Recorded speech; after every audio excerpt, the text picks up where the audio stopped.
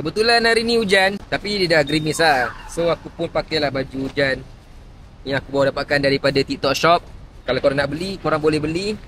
Yang ni dia sepasang satu set Ada seluar dan juga ada baju. Seluar dia besar, dan kalau korang pakai kasut, korang boleh sarung terus. Dan dekat bawah ni dia ada juga velcro, yang mana kalau korang pakai, korang boleh ketatkan terus dekat bahagian korang punya pergelangan kaki tu. Aku ambil saiz M sebab memang saiz aku saiz kecil. Dan yang bestnya, dekat baju hujan ni dia ada poket dalam. Ada juga hoodie tau, tapi hoodie aku tak pakai lah sebab nak buat apa pakai hoodie masih hujan kan. So pakai je macam ni, dah okey dah.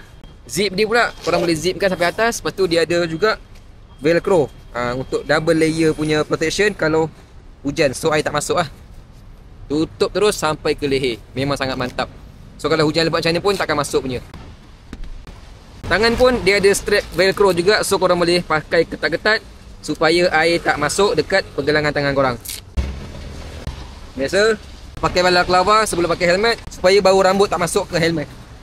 Sekarang ni mungkin tak lebat, depan-depan sikit akan lebat. So pakailah baju hujan. Nak dapatkan kat mana? Link ada dekat bawah. Design cantik, warna cantik. Kalau nak dapatkan, link ada dekat bawah.